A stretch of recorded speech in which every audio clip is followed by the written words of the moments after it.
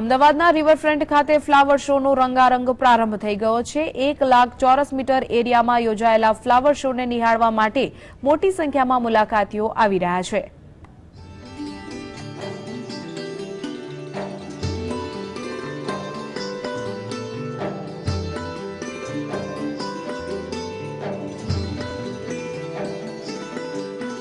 ગ્રીનરીના શોખીનો જેની આતુરતાપૂર્વક રાહ જોઈ રહ્યા હતા તેવા ફ્લાવર શોનું મંગળવારે મુખ્યમંત્રી વિજય રૂપાણીના હસ્તે લોકાર્પણ કરવામાં આવ્યું।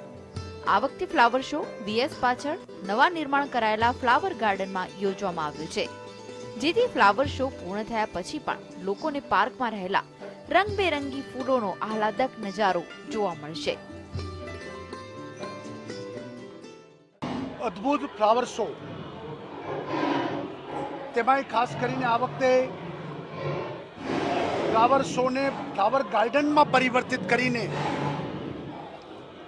દરેક સિઝનના ફ્લાવર અહીંયા ગાર્ડનમાં કાયમ રહે, સાથે સાથે વન વિભાગ દ્વારા પણ વનસ્પતિથી માંડી અને ફૂલો, ઔષધિ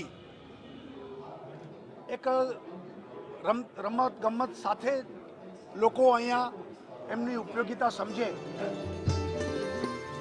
ફ્લાવર શોમાં સિઝનલ ફૂલ, ફૂલછોડ, વૃક્ષો, શાકભાજી, બોન્સાઈ, કેક્ટસ, પામ વગેરેની 750 થી વધુ જાતોના 5 લાખ કરતા વધુ રોપાઓનું પ્રદર્શન એક જ સ્થળે જોવા મળશે। एक्चुअली मैंने बहुत सुना है इस फ्लावर शो के बारे में।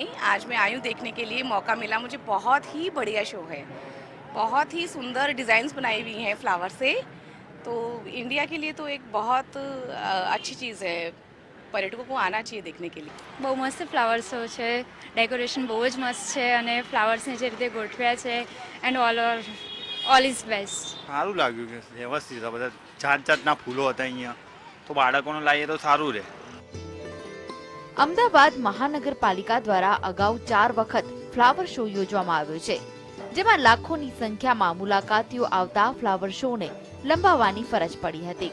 આ વર્ષે પહેલાથી 7 દિવસના બદલે 11 દિવસનો ફ્લાવર શો યોજાયો, જેથી દરેક મુલાકાતીઓ ફ્લાવર શોની મુલાકાત લઈ શકે।